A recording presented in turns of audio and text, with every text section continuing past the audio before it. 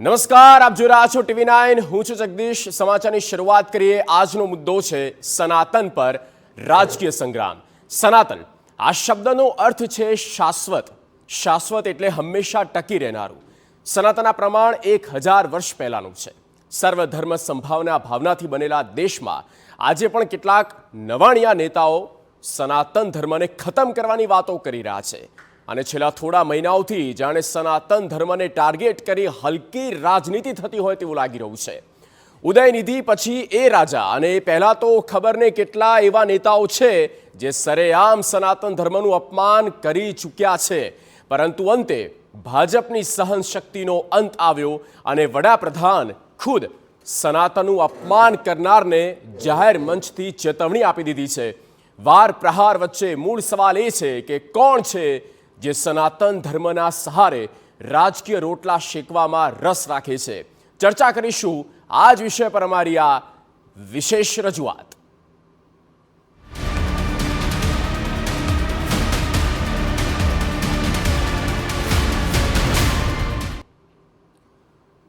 તો સનાતન ધર્મ પર વારંવાર થતા અપમાન પર આખરે પ્રધાનમંત્રીએ ચૂપ્પી તોડી.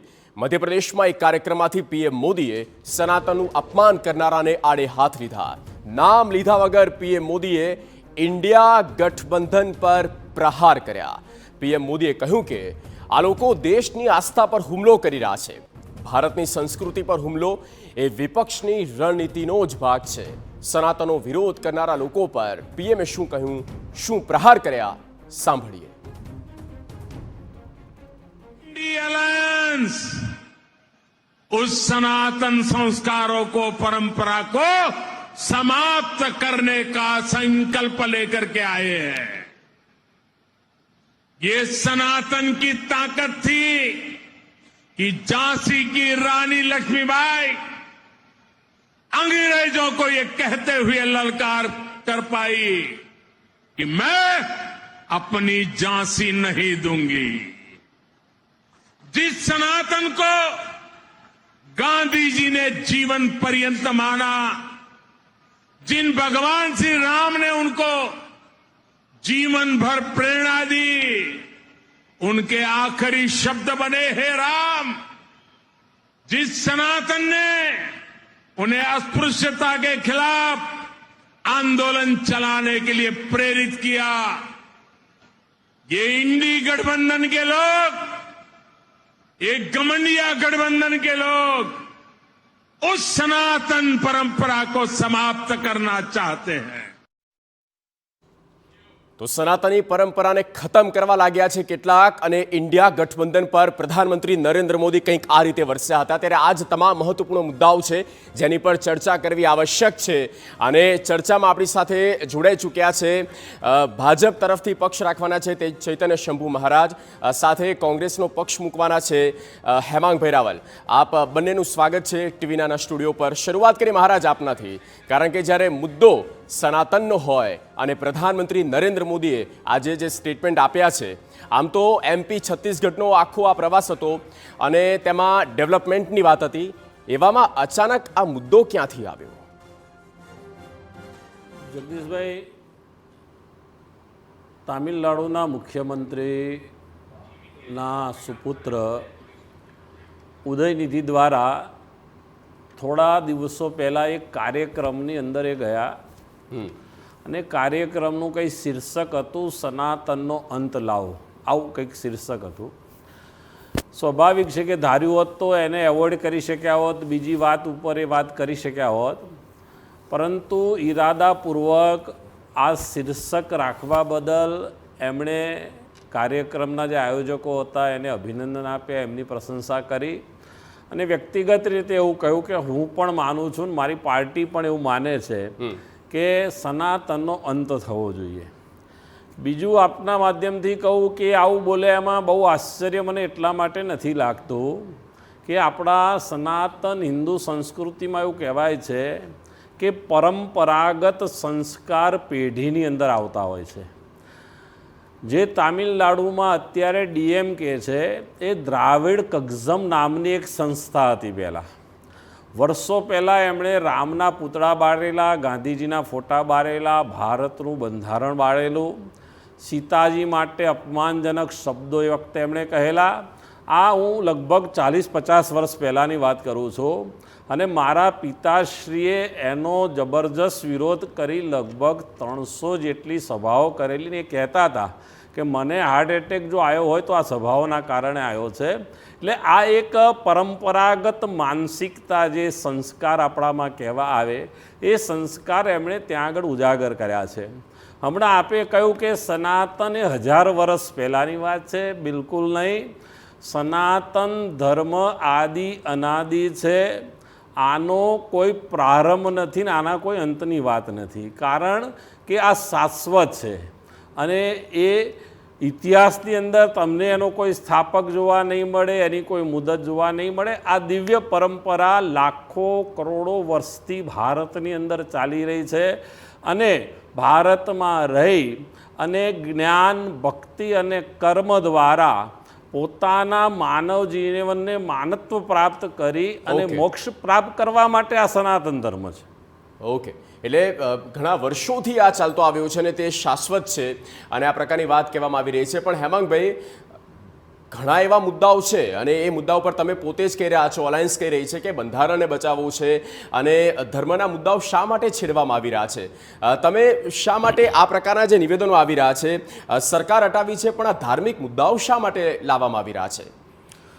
જો સૌપ્રથમ તો આ બધી રાજકીય વાતો છે અને માનનીય વડાપ્રધાનશ્રીએ જે વાત કરી એ પણ મધ્યપ્રદેશની અંદર રાજકીય રેલીની અંદર વાત કરેલી છે.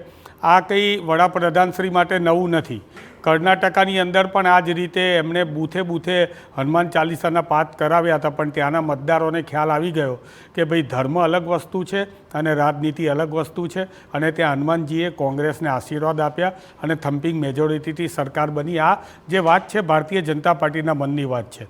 આદરણીય ચૈતન્ય શંભુ મહારાજજીએ વાત કરી કે ડીએમકેના આટલા જૂના મૂળિયા છે અને સનાતન ધર્મના વિરોધી છે, તો પછી શા માટે અટલ બિહારી વાજપેયીજીએ ભારતીય જનતા પાર્ટીના શાસને, તમને ખબર જ હતી, તો એમની જોડે ગઠબંધન કર્યું હતું. ગઠબંધનની અંદર કોઈ પક્ષ હોય એની વિચારધારા અને બીજા પક્ષની વિચારધારા એક ના હોય. કોંગ્રેસે આ બયાન પછી અધિકૃત રીતે સ્પષ્ટ કહ્યું છે કે કોંગ્રેસ દરેક ધર્મનું સન્માન કરે છે અને દરેક ધર્મની આસ્થાને માન આપે છે. અને આ કોંગ્રેસ નથી કહેતી, આપણું બંધારણ કહે છે. આપણા બંધારણની અંદર લખેલું છે કે દરેકે પોતાનો ધર્મ અને દરેકને પોતાની આસ્થાની માનવાનો હક છે.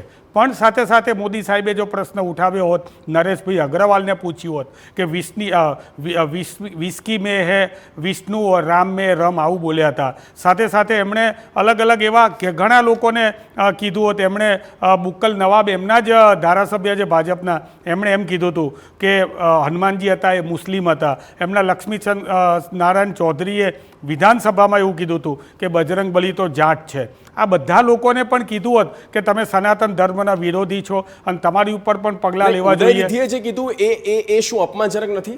સોરી, ઉદયનિધિ સ્ટાલિને જે કીધું શું અપમાનજનક નથી? CR પાટીલ સાહેબે જ્યારે કૃષ્ણ ભગવાન અને સુદામા જે ભાઈ બહેન છે એમને પતિ પત્ની કહ્યા હતા, એ પણ અપમાનજનક છે. ઉદયનિધિએ કીધું એ પણ અપમાનજનક છે. અને આજે અહીંયા ડાકોરના મંદિરમાં 500 રૂપિયા જે ચાર્જ લેવાય છે એ પણ સનાતન ધર્મીઓ માટે અપમાનજનક છે. દરેક માટે પ્રશ્ન ઉઠાવવો જોઈએ. સારંગપુરની અંદર જે બન્યું એ પણ કમનસીબ હતું, એ પણ સનાતન ધર્મીઓ માટે અપમાનજનક છે. ચૈતન્ય શંભુ મહારાજ સિવાય એક પણ ભારતીય જનતા પાર્ટીના વ્યક્તિએ આ બાબતે ખુલીને બોલેલા નથી. ચૈતન્ય શંભુ મહારાજ, આપનું શું રિએક્શન આ બાબતે? અટલ બિહારી વાજપેયીને પણ તેમણે યાદ અપાવી દીધી. 1998ની અંદર અટલજીની જે સરકાર બનેલી, પહેલાં 13 દિવસ માટે બની, પછી 13 મહિના માટે બની અને પછી 5 વર્ષ એ સરકાર ચાલી. અને એ સરકારનો કોમન એજન્ડા જે હતો એ એજન્ડા ઉપર એ સરકાર બની અને એ સરકાર 5 વર્ષ ચાલી. અટલજી જેટલા સનાતની છે, અટલજી જેટલા રામ ભક્ત છે એ આખી દુનિયા જાણે છે. આજે પણ એમના વિડીયો, એમની જે દીર્ઘદ્રષ્ટા તરીકેની જે વાણી હતી, એ વચનો આજે પણ સાબિત થઈ રહ્યા છે. હેમાંગભાઈએ કર્ણાટકની વાત કરી કે કર્ણાટકમાં ગલીએ ગલીએ બજરંગબલીનો જયકાર કરવામાં આવ્યો. સ્વાભાવિક છે કે રાજનીતિમાં એકની જીત થાય, બીજાની હાર થાય. બીજું, કર્ણાટક દર 5 વર્ષે એક સરકાર આવે છે, બીજી સરકાર જતી રહે છે. એના આંતરિક કારણો અમારા પણ હોઈ શકે. ત્યાં આગળ જ્યારે કર્ણાટકમાં અમે હારીએ તો એમ કહે છે કે બજરંગ બલીનું નામ લેવા છતાં પણ તમે હારી ગયા. અને જ્યારે ભારતની અંદર અમે બહુમતી સાથે આવીએ ત્યારે એમ કહે છે કે રામના નામનો તમે ઉપયોગ કરો છો, તમે ધર્મના નામનો ઉપયોગ કરો છો, રામના નામે તમે ભડકાવો છો. આ વાત કોંગ્રેસ હંમેશા કરી રહી છે. ઉદયનિધિ સ્ટાલિન જે બોલ્યો એ રાજકીય સ્ટેટમેન્ટ હતું. આવનારી ચૂંટણીઓને ધ્યાનમાં રાખીને બોલવામાં આવેલું સ્ટેટમેન્ટ હતું. હેમાંગભાઈએ કહ્યું કે અમે બધાનો આદર કરીએ છીએ. સારી વાત કહેવાય, કોઈનો પણ અપમાન ન થવું જોઈએ, બધાનો આદર થવો જોઈએ. પરંતુ આદર કરવાથી નહીં, આ માણસ ખોટું બોલ્યો છે, જો એની નિંદા તમે કરી હોત તો કહેવાત કે ભાઈ ચલો તમે એના વાક્ય સાથે સંમત નથી, તમે એની વિચારધારા સાથે તમે સંમત નથી. આ બહુ સીધી સટ વાત છે. અને આજકાલ જગદીશભાઈ આપણે જોઈ રહ્યા છીએ કે સનાતન ધર્મને ગાળો દેવાની એક ફેશન આખા દેશની અંદર ચાલી રહી છે. આ દેશની અંદર એમના જ અગ્રણી નેતા રાહુલ ગાંધીએ ભગવાને આતંકી ગણાવતા. ભગવો શેનું પ્રતીક છે? ભગવો એ સનાતન ધર્મનું પ્રતીક છે, સત્યનું પ્રતીક છે. ભગવો એ આપણી ઓળખ છે. ભગવાન ભાસ્કર સવારે પ્રગટ થાય ત્યારે ભગવા રંગની અંદર હોય છે. ભગવાન ભાસ્કર જ્યારે સંધ્યાકાળે અસ્ત થાય ત્યારે ભગવા રંગની અંદર હોય છે. તો એ ભગવા રંગને તમે આતંકવાદી કહો, એ શું સનાતન ધર્મનું અપમાન નથી? એટલે નરેન્દ્રભાઈ મોદી જ્યારથી વડાપ્રધાન થયા છે ત્યારથી આપણે જોઈએ છીએ કે એ જ્યારે પણ સમય મળે ત્યારે ચૂંટણી પૂરતા હિન્દુ નથી બનતા. એટલે ઈચ્છાધારી હિન્દુ નથી. એ ગઈ વખતે લોકસભાની ચૂંટણી પતી ગઈ, રિઝલ્ટ બાકી હતું. કોઈ પણ વડાપ્રધાન થવાની વ્યક્તિ એનામાં વ્યસ્ત હોય, એ હિમાલય જઈને બેસી ગયા, ત્યાં આગળ ભગવાનની આરાધના કરી. એટલે સનાતન ધર્મ પ્રત્યેની આસ્થા જે ભારતીય જનતા પાર્ટીની અને વડાપ્રધાનશ્રીજી છે એના માટે અમારે કોઈના સર્ટિફિકેટની જરૂર નથી. જનતાએ તેમને ગુફામાં મોકલ્યા, આ પ્રકારના પણ ઘણા બધા નિવેદનો આવ્યા હતા, આ પ્રકારની વાણી વિલાસ પણ થઈ હતી. પણ એમાં નથી જવું. અત્યારે અજયભાઈ ઉમર પણ આપણી સાથે જોડાયેલા છે. હેમાંગભાઈના પણ જવાબો મને લાગે છે તૈયાર હશે, મહારાજના તમામે તમામ બાબતો જે તેમણે કહી. અજયભાઈ, જે પ્રધાનમંત્રી નરેન્દ્ર મોદી આજે ખુલીને તેઓ એક મંચ પરથી તેમણે નિવેદન આપ્યું છે કે ભારતની સંસ્કૃતિને, સનાતનની જે પરંપરા છે તેને ખતમ કરવાનું એક ગઠબંધન અત્યારે ઘડાયું છે. આ બાબતને લઈને આપ શું માનો છો? શા માટે અને કયા કોને ટાંકીને તેમણે આડકતરી ત્યાં કહ્યું છે?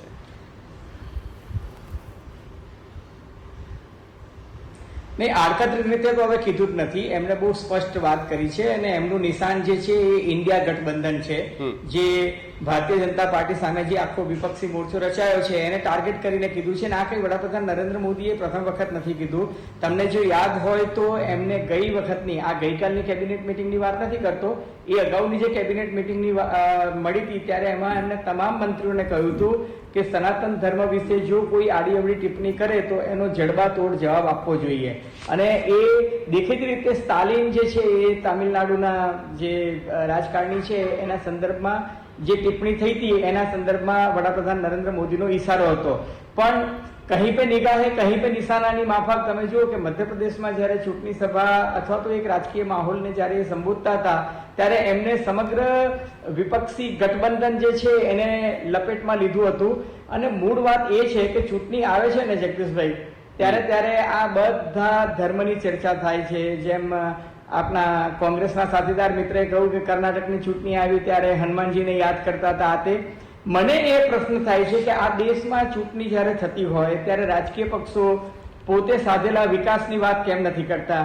કે અમે આ દેશમાં કેટલા ક્રાંતિકારી પરિવર્તનો લઈને આવ્યા છે. અમે જીએસટીનો કાયદો લઈને આવ્યા, અમે આ દેશમાં એમ કે ઇન્ફ્રાસ્ટ્રક્ચર આટલું સારું બનાવ્યું, આટલા બધા બ્રિજીસ બનાવ્યા, આટલી વંદે ભારત ટ્રેનો આપી છે, અમે આ દેશમાં આટલી ગરીબી ઘટાડી છે, આટલી મોંઘવારી ઘટાડી છે, અમે ગેસ સિલિન્ડરના ભાવ ઘટાડ્યા છે. તો એ ઇસ્યુ બેઝ ઇલેક્શન જે થવું જોઈએ નથી થતું. ચૂંટણી આવે એટલે ધર્મના નામે ફરી પાછું રામના નામે આવે અથવા તો સનાતન ધર્મના નામે આવે. ચૂંટણી આવે ત્યારે એજન્ડા બદલાઈ જતો હોય છે. અને સામાન્ય રીતે વાત થાય તો કે અમે દેશમાં આટલો વિકાસ કર્યો, આટલી પ્રગતિની વાત કરી. મને એવું લાગે છે કે તમે 5 વર્ષ પહેલા જે ચૂંટણી ઢંઢેરો લઈને પ્રજા સમક્ષ ગયા હતા અને પ્રજાને જે વચનો આપીને તમે ચૂંટણી જીત્યા હતા તો એ પ્રજાની સામે તમે એક પ્રગતિ પત્રક કરો ને કે ભાઈ અમે તમને આટલા પ્રોમિસ આપ્યા હતા, એ આટલા પ્રોમિસ જે છે અમે પાડ્યા છે, ને એ પ્રોમિસ તમને લાગતું હોય કે અમે જો એ તમારી કસોટીમાંથી પાર ઉતર્યા છે તો તમે અમને મતદાનમાં અમારી તરફેણમાં મતદાન કરો. પણ એવું નથી થઈ રહ્યું. હકીકત એ છે કે ચૂંટણી આવે છે ત્યારે આ બધી વાતો આવે છે અને ચૂંટણી પતી જાય ત્યાર પછી જેમ કર્ણાટકમાં બજરંગ બલીને ભૂલી ગયા, કર્ણાટકમાં તમે જુઓ કે ચૂંટણી પહેલા મુસ્લિમ મહિલાઓએ બુરખો પહેરવો જોઈએ કે ના પહેરવો જોઈએ એની ચર્ચા ચાલતી હતી. અત્યારે નથી કોઈ ત્યાં બજરંગ દળ એક્ટિવ, નથી કોઈ મુસ્લિમ મહિલાઓ માટે મોરલ પોલિસિંગ કરનારાઓ હાજર. એટલે આ છે ને ચૂંટણી વખતે ભાદરવાના ભીંડાની માફક આ બધા ઇસ્યુઝ જે છે એને ઉભા કરવામાં આવે છે અને જે રિયલ ઇસ્યુઝ છે જેના પર ચર્ચા થવી જોઈએ, પ્રજાને નડતી મોંઘવારી, ગરીબી, બેકારી કે ભૂખમરો, એના ઇસ્યુઝ પર ચર્ચા નથી થતી. મને લાગે છે બહુ કમનસીબ છે. ધર્મ અને રાજકારણને ભેગું નહીં કરવું જોઈએ. બિલકુલ, અને મુદ્દાઓ ઊભા કરવામાં આવી રહ્યા છે, નેતાઓ દ્વારા જ કરવામાં આવી રહ્યા છે. હેમાંગભાઈ, એટલા માટે જ સવાલ થઈ રહ્યો છે કે સનાતન ધર્મનું અપમાન શા માટે આ ધર્મના મુદ્દાને છંછેડવામાં આવે છે, ડેન્ગ્યુ સાથે સરખામણી કરવામાં આવે છે, આ કેટલે અંશે યોગ્ય આપ માનો છો? જો જગદીશ, રાજકીય વાત મેં તમને પહેલાં તો કહી દીધું કે કોંગ્રેસે આધિકારિક રીતે કહી દીધું છે કે ભાઈ અમે દરેક ધર્મનું સન્માન કરીએ છીએ. વાત રહી જ્યારે ભારતીય જનતા પાર્ટીના પ્રવક્તા અત્યારે માનનીય ચૈતન્ય શંભુ મહારાજજી એમ કીધું કે ભાઈ જ્યારે અમે જૂનું ડીએમકે સાથે ગઠબંધન કર્યું હતું ત્યારે કોમન મિનિમમ પ્રોગ્રામ હતો અને એજન્ડા હતો એટલે કર્યું હતું. તો અત્યારે તમે જીતનરામ માઝી જોડે ગઠબંધન શા માટે કર્યું છે અવામ પાર્ટી જોડે? એમણે તો એમ કીધું છે રામને ભગવાન માનવાનો જ ઇનકાર કરી દીધો. શું આ સનાતન ધર્મનું અપમાન નથી? જગદીશભાઈ, અને મહારાજને પણ કહું, મહારાજ તમે જ્યારે વ્યાસપીઠ ઉપર હોય ત્યારે અમે કોંગ્રેસ હોય કે કોઈ પણ પાર્ટીના હોય તમે અમારા માટે આદરણીય છો. એ જ રીતે તમારા ભાજપવાળા મિત્રોએ પણ અમારા પ્રમોદ કૃષ્ણન આચાર્ય જ્યારે ગાદી ઉપર બેઠા હોય ત્યારે એટલો જ આદર આપવો જોઈએ. આ સનાતનની વાત છે. સનાતનની વાત હોય ત્યારે સનાતનની અંદર સંપૂર્ણ વસ્તુ આવી જાય છે. અંબાજીની અંદર તમે સનાતન પ્રક્રિયાથી ચાલતો મોહનથાળનો પ્રસાદ બંધ કરીને ચીકી પ્રસાદ આવે ને એક પણ ભારતીય જનતા પાર્ટીનો કાર્યકર કે એના નેતાઓ એનો વિરોધ ના કરે, કોંગ્રેસે વિરોધ કરવું પડે. અને એનેથી વધારે વિધાનસભાની અંદર જ્યારે મોહનથાળનો પ્રસાદ વેચવામાં આવે ત્યારે ભારતીય જનતા પાર્ટીના ધારાસભ્ય એમ કે આ માતાજીના પ્રસાદમાં ઝેર છે. અરે ભાઈ, ઝેર તમારી આંખોમાં છે, તમારા અંદર છે. અમારા અંદર તો સનાતની છે જ. અમારા ઘરમાં રોજ સવારે દીવા થાય છે, રોજ સવારે પૂજા થાય છે, તુલસી ક્યારે દીવા થાય છે. શક્તિસિંહજી ગોહિલ હમણાં દ્વારકામાં ગયા હતા, મહારાજશ્રી પણ જોડે હતા અને શંકરાચાર્યજીના આશીર્વાદ લીધા. અમિતભાઈ ચાવડા એમનો દરેક જન્મદિવસ છે ધર્મસ્થાનોમાં, ડાકોરમાં ઉજવ્યો, પછી અહીંયા અંબાજીની અંદર ઉજવ્યો. એટલે તમે માત્ર ને માત્ર અમે કોઈ દિવસ અમારા ધર્મના નામે વોટ લેવા માટે અમારા ધર્મનો ઉપયોગ નથી કર્યો. ઇન્દિરા ગાંધીજી એમની કોઈ પણ ચૂંટણી પ્રચારની શરૂઆત અંબાજીના દર્શનથી કરતા હતા. નહીં તો હકીકત હેમાંગભાઈ, હકીકત એ પણ છે ને કે જે તૃણાસ્પદ સ્ટેટમેન્ટ આપ્યું છે, વાંધાજનક સ્ટેટમેન્ટ આપ્યું છે, દ્વેષપૂર્ણ માહોલ ઉભો કરવાનો પ્રયત્ન કર્યો છે, આજે તમે એમની સાથે તો બેઠા છો ને? અરે પણ હું એ જ કહું છું કે દરેક પાર્ટીના જે મહારાજસિંહે જવાબ આપ્યો કે દરેક પાર્ટીનો કોમન મિનિમમ એજન્ડા, અમે એની સાથે સહમત નથી. સનાતનને ખતમ કરવાની વાત કરે છે હેમાંગભાઈ, સનાતન ધર્મને ખતમ કરવાની વાત કરે છે ને તમે એની સાથે ઊભા છો. બિલકુલ, હું એ જ કહું છું કે જીતનરામ માંઝી એમ કીધું હોય કે અવામ પાર્ટીના છે, બિહારના નેતા છે, ભારતીય જનતા પક્ષની જે હમણાં મીટિંગ થઈ હતી એનડીએની એની અંદર જોડાયેલા હતા, એમણે કીધું તો રામ ભગવાનને એવું ભગવાન માનવાનો ઇનકાર કરે છે. તમે મને એમ કહો, એ ભારતીય જનતા પાર્ટીનો એ પણ એમની જોડે બેઠા છે. જીતનરામ માંઝીની સાથે કેમ ઊભા છે મહારાજને હું પૂછીશ, પણ તમે મને એમ કહો કે તમે આરજેડી સાથે શા માટે ઊભા છો?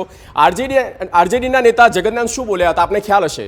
હું તમને એ જ કહું છું કે દરેક વ્યક્તિ જગન્નાથ બોલ્યા ના તમને ખ્યાલ નથી. હું તમને યાદ અપાવી દઉં, તિલક લગાવનારાઓને ભારતને ગુલામ બનાવ્યા. આજે તમે એમની સાથે બેઠા છો, તમે પોતે પણ તિલક લગાવીને આવ્યા છો. અરે હું તમને એ જ કહું છું કે નરેશ અગ્રવાલનું મેં પહેલા નામ દીધું કે જેમણે એને હું પૂછીશ, એ સવાલોના જવાબ હું મહારાજને પૂછવાનો છું. તમે જીતનરામ માંઝીની યાદ અપાવી એટલા માટે મેં તમને જગન્નાથની યાદ અપાવી છે. તમે આરજેડી સાથે શા માટે ઊભા છો? કોંગ્રેસ પક્ષ આજે આરજેડી સાથે શા માટે છે? મને એનો જવાબ આપો. હું તમને એ જ કહું છું કે તિલક લગાવનારાઓએ ભારતને ગુલામ કરે એટલે શું કહેવા માંગે છે? ભારતના બંધારણની અંદર આપણા દેશની અંદર ધર્મને આસ્થા આપવાની છૂટ આપેલી છે. મને મારા ધર્મની આસ્થાની છૂટ છે અને મને મારો ધર્મને આસ્થા આ માત્ર હું મનાવી ડાયડાઈ વાતો શકું છું. છે. આ નહીં, નહીં, માત્ર હેમાંગભાઈ, ડાયડાઈ નથી નહીં, ને ખોટી આ જ વાત. વાત જે છે હેમાંગભાઈ, અને આ જ પ્રશ્ન 100% તમારો મંગલ પ્રશ્ન પાંડે પણ વ્યાજબી તિલક છે. લગાવ્યું હતું. તમારો મંગલ પાંડે પણ પ્રશ્ન- તિલક લગાવ્યું હતું. તમારો તમને ખબર મંગલ છે કઈ પાંડે કોટીના ગર્વની વાત છે. હતા? અમારા માટે એ કઈ ગર્વની કોટીના વાત છે. હતા? મંગલ પાંડે તિલક ગર્વની લગાવતા વાત હતા. છે. એ તમને ખબર છે કઈ મંગલ કોટીના પાંડે ગર્વની વાત હતા? છે. અને કેમ તમે નહીં? એમની સાથે ઉભા છો અત્યારે જે અરે- સનાતન ધર્મને ખતમ કરવાની વાત કરે છે. જુઓ, હજી એક વખત કહી દઉં કે દરેક પાર્ટી જે છે એ દરેક પાર્ટીમાં એકાદ વ્યક્તિ બોલતા હોય. મેં તમને ભાજપના સમર્થકોનું આખું લિસ્ટ ગણાવી દીધું. શા માટે ભારતીય જનતા પાર્ટી એમની સાથે નથી? પીડીપીના મહેબૂબા મુફ્તી જે છે દેશ વિરોધી હતા એમના માટે પહેલા, અને પછી દેશપ્રેમી થઈ ગયા, પાછા દેશ વિરોધી થઈ ગયા. તમારા માટે દેશપ્રેમી થયા છે અત્યારે બહુ તમારી સાથે ઊભા છે. અત્યારે બહુ સ્પષ્ટ છે કે ઇન્ડિયા ગઠબંધનની ખાલી 2 જ મીટિંગ થઈ છે. એમાં 200 રૂપિયા ગેસના બાટલાનો ભાવ ઓછો કરવો પડ્યો છે. દુખે છે પેટ અને કૂટે છે માથું ભારતીય જનતા પાર્ટી. અત્યારે માત્ર ને માત્ર સનાતનના નામે એ અત્યારે ધર્મની અંદર ઉન્માદ ફેલાવવા માંગે છે. પરંતુ જે રીતે કર્ણાટકની જનતાએ બજરંગબલીએ અરે કોંગ્રેસ પક્ષમાંથી સ્ટેટમેન્ટ આવી રહ્યા છે. હેમાંગભાઈ માફ કરશો, હું તમને કોઈ પર્સનલ અટેક નથી કરતો, પણ સ્ટેટમેન્ટ આવ્યા છે, તર્કબદ્ધ વાત કરી રહ્યો છું. સ્ટેટમેન્ટ બહુ જ ખરાબ આવ્યા છે, ઘૃણાસ્પદ છે. બે સંપ્રદાય વચ્ચે ઝઘડાવાની વાત છે અને તમે એને બહુ ઇઝીલી ટેક કરી રહ્યા છો. તમે કયા કોની સ્ટેટમેન્ટની? કોંગ્રેસ પક્ષના ઉદયની તમે નહીં અત્યારે સમય પણ કોંગ્રેસ પક્ષ તમારો તમે કીધું મને જગદીશભાઈ કોંગ્રેસમાં નામ અત્યારે સમય એવો આવી ગયો નહીં, છે તમને કોંગ્રેસ એવું લાગતું પક્ષમાંથી હશે સ્ટેટમેન્ટ આવ્યા છે, તમને એ વાત અત્યારે ઉપર એવું તમે- લાગતું હશે નહીં, નહીં, તમે અમે મને પહેલા એવું કહો, કોંગ્રેસના તમે TV9 ના નેતાઓના પ્રતિષ્ઠિત કોંગ્રેસના તમે નેતાઓ વ્યક્તિ બેફામ છો. નિવેદન આપે પણ છે. આપો, તમે એના નામ આપો, જવાબ એક આપીને અમે નામ આપો. થાક્યા છીએ. કયા કોંગ્રેસના હું તમને નેતાઓએ કહી રહ્યો બેફામ છું ને. નિવેદન જી, જી, આપ્યું? હેમાંગભાઈ, આપો, મને હું નામ તમને એ જ આપો. કહી રહ્યો છું. કોંગ્રેસના નેતાનું નામ આપો. મેં તો CR પાટીલનું નામ આપ્યું કે એમણે કૃષ્ણ નામ આપો ભગવાનને તમને. સુભદ્રા. તમે હવે તમારા કાનમાંથી કહેશે તમને આપો. હેમાંગભાઈ નામ આપો. આપો. સલમાન ખુરશીદે શું કહ્યું હતું? શું કહ્યું હતું? હિન્દુત્વને સલમાન કોની સાથે ખુરશીદે જોડ્યા હતા? સનાતનના સમર્થનની અંદર વાત કરી. હિન્દુત્વને કોની સાથે અત્યારે જોડ્યા હતા? સનાતન જે છે એ સનાતન છે, વર્ષો જૂનો તમે છે કીધું અને નામ આપો. સનાતનને કોઈ નાશ ના હું કરી તમને શકે. નામ યાદ અપાવું છું ને, પણ તમે આપો, કીધું નામ આપો, આપો. આપો. સલમાન ખુરશીદે કોની સાથે જોડ્યા આ હતા? કોની સાથે જોડ્યા હતા તમે બોલો? અરે ISIS અને બોકો હરામ સાથે અરે જોડ્યા એને હતા. સનાતન ધર્મને નહોતો જોડ્યો. બિલકુલ ખોટી વાત હિન્દુત્વની હું શું વાત છે. કરું બિલકુલ છું? ખોટી વાત છે. બિલકુલ ખોટી વાત છે. સનાતન એ વાત ધર્મને એમને સાચી વાત કરી જ હતી. નથી કરી. તમે અત્યારે ખોટું બોલી રહ્યા છો. નહીં, નહીં, તમે મને હિન્દુત્વની બતાવો વાત- અત્યારે ક્યાં ચલાવ્યું છે એવું? ISIS શું વાત કરો છો તમે? અરે કોઈ તમને સવાલ જ પુસ્તક યાદ નથી. હતી? કોઈ સવાલ મહારાજ, જ નથી. મહારાજ આપનો જવાબ આપનું શું માનવું નહીં, છે આ તમે બાબતે? પૂછ્યા નહીં. મારે તો ઓહો. પ્રશ્ન જે મેં પૂછ્યા નહીં, એમાં નહીં. એક પણ એ જવાબ- તમે એ જીતનરામ જવાબ માંઝી મારે વિશે ના નથી પૂછ્યું આપવાના. તમે એ જીતનરામ જવાબ માંઝી વિશે ના CR પૂછ્યું, પાટીલે શું તમે કહ્યું? નરેશ અરગાવલ વિશે ના પૂછ્યું, તમે હું એ જ મુક્તમ પૂછી નવાબ રહ્યો વિશે છું. ના મેં પૂછ્યું, તમને પહેલા જ તમે કીધું. લક્ષ્મીનારાયણ ચૌધરી હું તમને વિશે ના પહે- પૂછ્યું, તમે એવું ના હેમાંગભાઈ. પૂછ્યું કે શા માટે તમે આમની જોડે બેઠા છો, શા માટે આમની જોડે ગઠબંધન કરેલું છે. આજનો મુદ્દો છે, મેં પહેલા પણ કીધું, જીતનરામ માંઝીનો જવાબ આપશે, મહારાજ બેઠા છે બરાબર. CR પાટીલે શું કહ્યું? જે તમે મુદ્દો ઉઠાવ્યો છે એ જવાબ એમને આપવાનો છે. હું ભાજપનો પ્રતિનિધિ નથી, હું જનતાનો પ્રતિનિધિ છું અને એટલા માટે હું કહી રહ્યો છું આ પ્રકારના સ્ટેટમેન્ટ ખરાબ નીકળ્યા છે, ઘૃણાસ્પદ છે, વાંધાજનક છે. બધી બાજુથી છે, ભાજપમાંથી પણ છે. નહીં, નહીં, તેને ભાજપમાંથી પણ છે ને ભારતીય જનતા પાર્ટીમાંથી નીકળ્યા હોય એને પણ વાંધાજનક કહેવા જ જોઈએ આપણે. કહેવા જ જોઈએ, બિલકુલ બિલકુલ. કહેવા જોઈએ. મહારાજ જવાબ આપો તમે. પહેલું તો જગદીશભાઈ આ એમ કહે છે કે રાજકીય ઇસ્યુ, આ ઇસ્યુ અમે ઊભો કર્યો, અમે લખીને આપેલું ઉદયનિધિ સ્ટાલિનને કે તમે સનાતન ધર્મનો વિરોધ કરજો. આ સીધો બ્લેમ અમારા ઉપર થાય કે ધર્મનો આધાર સનાતન ધર્મનો વિરોધ કરે, એનો વિરોધ અમે કરી રહ્યા છીએ. એમાં તમે મૌન ધારણ કરો છો, પછી તમે પાટીલ સાહેબની વાત કરજો. હું એક વક્તા છું, તમે કોંગ્રેસના પ્રવક્તા છો. હું હમણાં એક કથામાં ગયેલો જગદીશભાઈ, પ્રસંગ હિરણ્યકશ્યપનું ચાલી રહ્યો હતો. પેલા જે કથાકાર હતા એનું શી ખબર ડ્રાઈવર થયું હશે, એટલે એમણે હિરણ્યકશ્યપનો પ્રસંગ હોવા છતાં બીજા અસુરના નામથી લગભગ 15 મિનિટ કથા કરી. એટલે કોઈ વખત કોઈ માણસ એવું બોલી જાય કે આમ હતું, એનો મતલબ એ નહીં કે એના મનમાં એ વાત હોય, એ વાત વિસરાઈ ગઈ હોય ને બીજું ત્યાં આગળ નામ આવી ગયું. એટલો મોટો ઇસ્યુ નથી કે પાટીલ સાહેબ આ બોલેલા એટલે આ થઈ ગયું. બીજું તે જે માજી બોલ્યા હોય એને પણ અમે નકારી નાખીએ છીએ. તમે કહ્યું કે અમે PDP સાથે બેઠેલા, એ અમારું યોજનાબંધનું જોડબંધન હતો. દેવ અને દાનવનું જ્યારે યુદ્ધ થયું અને દાનવો શક્તિશાળી હતા, સમુદ્ર મંથન થયું, ભગવાન પાસે ગયા, ભગવાને કહ્યું કે અત્યારે તમારે જો અમૃત પ્રાપ્ત કરવું હોય તો દાનવો સાથે તમારે સંધિ કરવી પડે અને એમની સાથે જવું પડે, એમની સાથે રહીને કામ કરવું પડે. સમય આવે ત્યારે તમને એમાંથી અમૃત પ્રાપ્ત થાય. અને દાનવો અને દૈત્યોના યુદ્ધની અંદર દૈત્યો સાથે રહ્યા, અમૃત પ્રાપ્ત કર્યો. અમારે કાશ્મીર રૂપી અમૃત ભારત માતાના ચરણે અર્પણ કરવું હતું, એના માટેનું અમારું ગઠબંધન ત્યાં આગળ હતું. અને એ ગઠબંધન પછી તમે જુઓ કે જે 370ની કલમ તમે લાયા અને તમે પરમિટ આપેલી કે ભારતના કોઈ નાગરિકને ત્યાં જવું હોય તો એને પરમિટ લેવી પડે. શ્યામા પ્રસાદ મુખર્જી અમારા શહીદ થઈ ગયા એના માટે. અને તમે પાકિસ્તાનવાળાને ત્યાં આગળ વિધાઉટ પરમિટ ત્યાં આગળ આવવા દેતા હતા. એ 370નું ભારત માતા, એ ભારત માતાનું મુગુટ છે કાશ્મીર, એ પાછું લાવવા માટે અમે ત્યાં આગળ પીડીપી સાથે ત્યાં આગળ બેઠા હતા. તમે પાટીલ સાહેબની વાત કરો છો, નરેશ અગ્રવાલની વાત કરો છો, કોઈ પણ માણસ હોય, ભારતીય જનતા પાર્ટીનો હોય, કોંગ્રેસનો હોય કે XYZ પાર્ટીનો હોય, એણે કોઈ દેવી દેવતાનું અપમાન કરવાનો એનો અધિકાર નથી. એની સાથે કોઈ પાર્ટી સંમત ન હોય. અને તમે એમ કહ્યું કે શક્તિસિંહ શંકરાચાર્યના દર, એ તો વ્યક્તિગત વિષય છે. એ વખતે અમારા કેબિનેટ મંત્રી મુડુભાઈ બેરા પણ હતા. એટલે અમે શું એનો ધાર્મિક લાભ લઈએ? એક સ્વાભાવિક છે કે ઇન્વિટેશન ગયું હોય, દરેક વ્યક્તિની પોતાની કોઈની કોઈ સાથે આસ્થા હોય છે અને આસ્થા સાથે જોડાયેલો વ્યક્તિ ત્યાં આગળ જાય. પણ ચૂંટણી આવે એટલે શર્ટ ઉપર જનોઈ ધારણ કરવી, ત્રિપુર્ણ કરી અને મંદિરમાં જવું અને ભારતની બહાર જઈ ભારતનો વિરોધ કરી ભારતનું અપમાન કરવું. બીજું એક હું નહીં આપના માધ્યમથી કહું છું, કોંગ્રેસની આ ફિતરત, એ શબ્દો સારા લાગે છે, એ શિષ્ટાચાર વાળી વાત અહીંયા દેખાઈ રહી છે. પણ પીડીપી સાથે એલાયન્સ કર્યું હતું, એ પોતે 370ના ખિલાફમાંથી, તેમ છતાં પણ તમે એલાયન્સ કર્યું હતું. જીતનરામ માંઝી સાથે અત્યારે એલાયન્સ થયું છે, એની પાછળનું પણ ખબર છે કારણ શું છે. એટલા માટે આ તમામ સવાલો થઈ રહ્યા છે. અજયભાઈ, આગળ વધવું છે. શું લાગે છે આપને, આ મુંબઈ બેઠક થઈ એ પછી વધારે ઓપોઝિશન અગ્રેસિવ થયું છે? શું ચર્ચા થઈ હશે આ બેઠકમાં? ના, જો હું તમને કહું જગદીશ કે આ છે ને એક આખું વોટ બેંક પોલિટિક્સ છે. અને એ વોટ બેંક પોલિટિક્સને કારણે જ સ્ટાલિન જે છે એ પણ જે બોલી રહ્યા છે ઈરાદાપૂર્વક બોલી રહ્યા છે, કારણ કે એ ત્યાં પોતાની વોટ બેંક જે છે એ મજબૂત કરવા માટે બોલી રહ્યા છે. જીતનરામ માંઝી બિહારમાં જે બોલી રહ્યા છે એ પણ પોતાની વોટ બેંકને મજબૂત કરવા માંગી રહ્યા છે અને એટલા માટે જ એ બોલી રહ્યા છે. અને દરેક રાજકીય પક્ષની મજબૂરી છે. જેમ ભારતીય જનતા પાર્ટી મજબૂરીમાં હતી ત્યારે એને પીડીપીનો સાથ લીધો. ભારતીય જનતા પાર્ટીને મજબૂરી હતી એટલે અજીત પવાર કે જેને સૌથી ભ્રષ્ટાચારી કહેતા હતા, એનસીપી કે જેને નેચરલ કરપ્ટ પાર્ટી કહેતા હતા, એ કરપ્ટ પાર્ટી જે છે એને પોતાની સાથે લઈ લીધી. કારણ કે હવે એનું જસ્ટિફિકેશન તમે ગમે તે આપો, હકીકત એ છે કે રાજકારણમાં છે ને એકમાત્ર ધર્મ એ હોય છે કે સગવડિયો ધર્મ. અત્યારે મારે સત્તા જોઈતી હોય તો હું એ સગવડિયો ધર્મ અપનાવી અને પીડીપીને પણ પોતાની સાથે લઈ લઉં ને એનસીપીને પણ લઈ લઉં. અને કોંગ્રેસે પણ ભૂતકાળમાં આ બધા જ પાપ કર્યા છે, એટલે કોંગ્રેસને પણ હું કઈ જવા દેવા નથી માંગતો. કોંગ્રેસે પણ ભૂતકાળમાં તડજોડની નીતિ કરી છે. આપણે જોયું છે કે હરિયાણામાં શું થયું છે, બિહારમાં શું થયું છે ને ઉત્તર પ્રદેશમાં પણ થયું છે. એટલે રાજકારણ છે ને એ બિલકુલ અજયભાઈ, એટલે આવનારી ચૂંટણી તરફ હકીકત એ છે કે પોતપોતાની વોટ બેંકની રાજનીતિ જ કરી રહ્યા છે અને ધર્મ, આસ્થા બધું જ એક બાજુ રહી જાય છે. માત્ર ને માત્ર પોતાના વોટ બેંકને કેવી રીતે સાચવવું અને કેવી રીતે પોતાના માટે થઈને, પોતાની પાર્ટી માટે થઈને સત્તાના સીડીઓ સુધી પહોંચવું, બસ આ એક જ કારણ અત્યારે દેખાઈ રહ્યું છે. આ મુદ્દો આગળ પણ ચર્ચામાં રહેશે. હાલ રોકાઈએ એક બ્રેક માટે.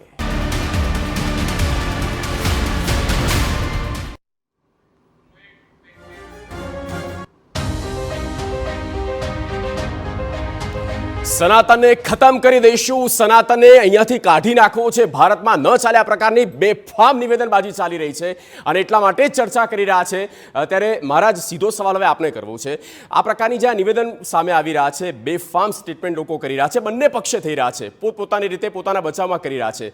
કાયદાકીય રીતે પણ આગળ વધી શકાય છે. બંધારણમાં તો સૌ કોઈ માને છે ને. બિલકુલ સાચી વાત છે કે આ દેશમાં હું તો એવું માનું છું કે મોટો કોઈ ધર્મ હોય તો બંધારણ છે.